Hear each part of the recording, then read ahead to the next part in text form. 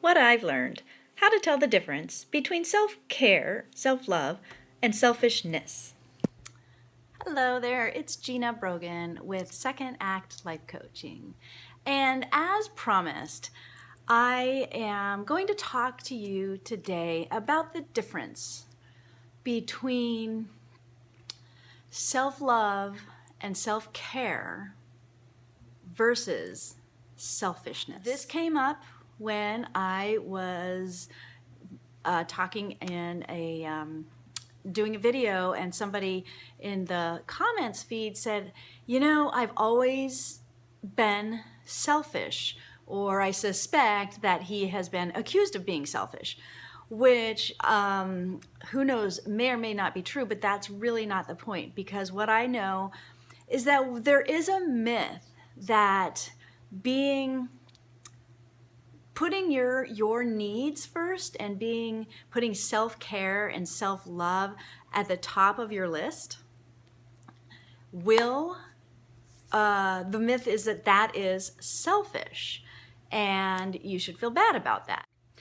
I want to debunk that myth, and I want to clarify the difference between self-love and selfishness, because it can be confusing, especially when we are not really sure, you know, when we're trying to figure out how to make improvements in our lives and we start taking steps to take care of ourselves. And as a result, some of the people who we are in relationship with, whether it's our spouse, our partner, our children, our friends, our employers, whoever it is, they may not respond in a way that supports your growth, because people get really comfortable with treating you the way that they've always treated you, and we kind of get stuck into these certain patterns and dynamics in relationships. So when you start to improve the way that you treat yourself and establish new boundaries with how you are going to spend your time, how you're going to spend your money, how you're going to spend your energy, and when you start to protect yourself and behave differently, then of course people around you are going to respond. Those people who truly, truly, truly love you and want what's best for you, and who are satisfied with themselves and okay with their relationship with themselves, they will support you, they will carry you through, and they will be the people who cheer you on as you start to make changes and improvements in your life. People in your life who are dependent on the relationship dynamic that you currently have remaining the same, will not support you. They will try and hold you into that comfort zone. And those relationships are a reflection of your ego. You will start to, when you do take on a self-care program, or you really raise your self-care game to a new level, and you start to look at relationships that don't feel good to you, or patterns of behavior that no longer serve you, or you stop self-sabotaging. Like maybe you stop drinking so much, or maybe you change the way that you eat, or maybe you start exercising more. Whatever changes you make that establish new, that bring in new patterns into your life, they are going to affect the people around you, no matter what. And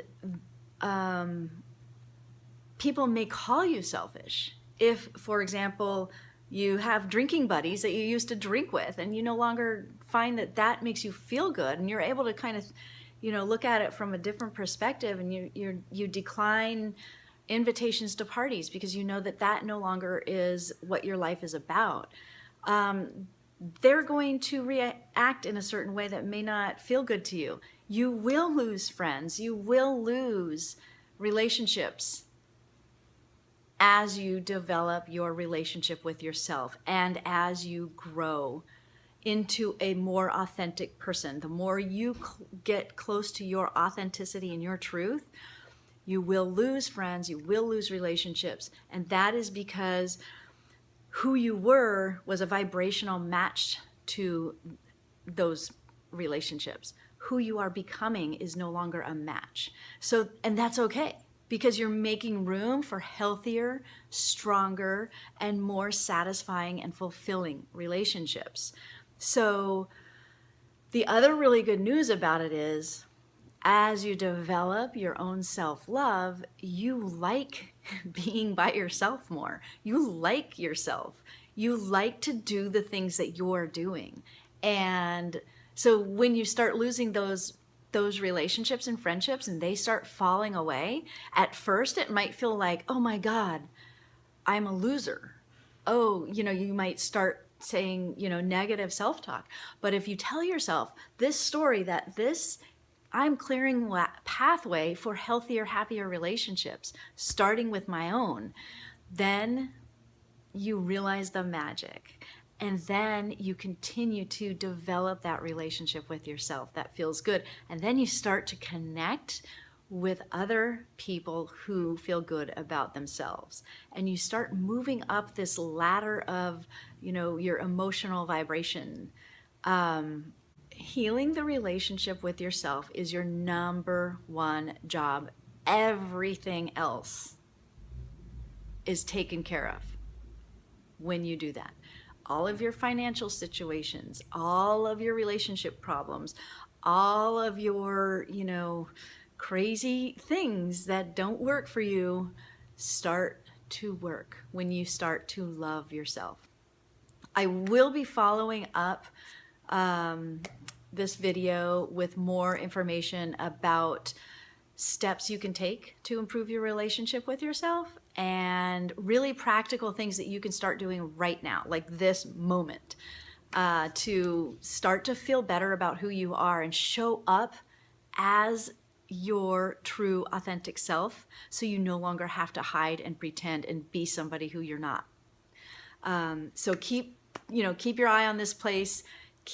Send in comments, send in questions. I am here to answer your questions, and I am here to help you. As I heal, the world heals. And I want you to take that into heart right now. If you need a meditation mantra, let it be that. As I heal, the world heals. And that mantra I got from my coach, Amanda Francis, who is seriously the bomb. So I was going to say the difference. I forgot. Let me go back, because I did talk about the importance of self-love and what happens when you start to practice self-love on the daily. The difference between self-love and selfishness is, here are some examples. I used to, back when I wasn't so good with, my life and myself, and I wasn't really a good practitioner of self-love. I thought I was, but I had no idea what I was doing. I was self-sabotaging and calling it self-love. Here's some examples of what people might confuse self-love with selfishness. And I would consider these types of behaviors to be more on the selfish side versus the self-love side, especially if you're a parent. If you're a parent and you are behaving irresponsibly in the name of self-love, that's selfish. Okay, you may not call self-love going out and partying your tail off and saying, I'm just taking care of me. That's not self-love. That's selfish. And if you're putting your children in danger at any point, that's selfish.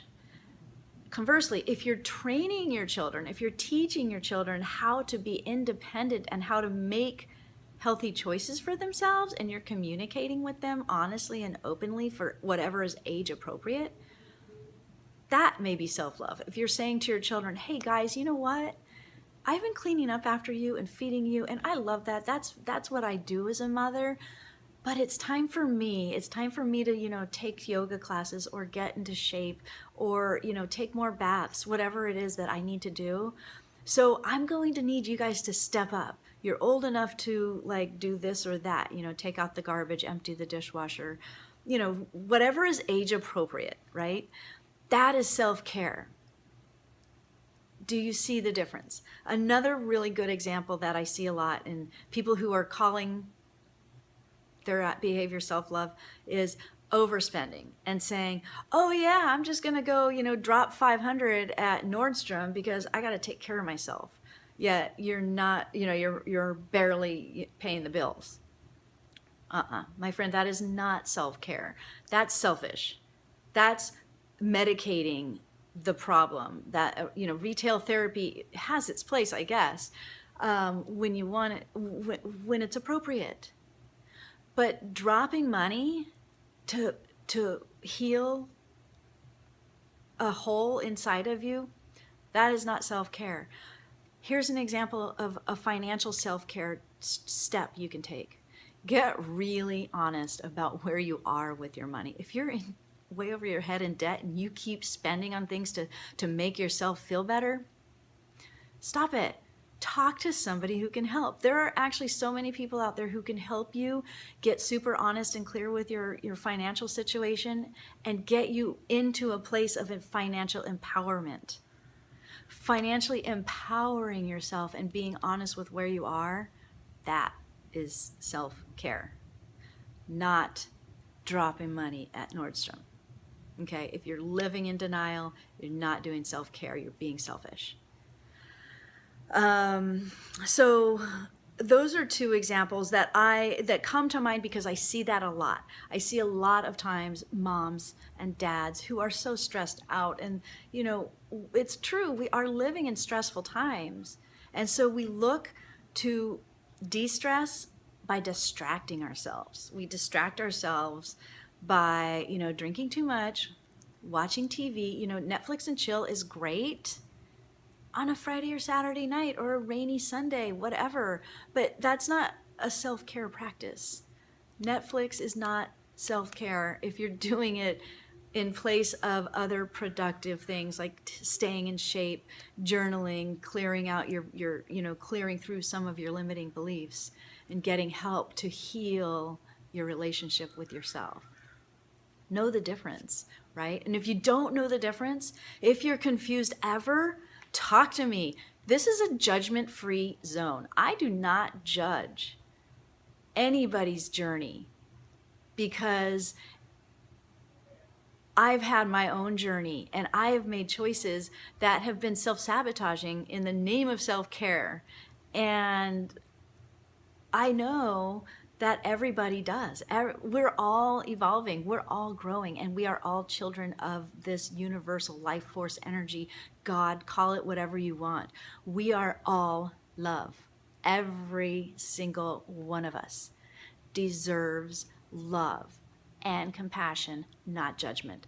That is my life purpose. That is my job. This is what I do, and this is who I am. I love everybody and their journey because we're all on a different journey, and wherever you are is where you are, and every single moment is a moment to make a new choice.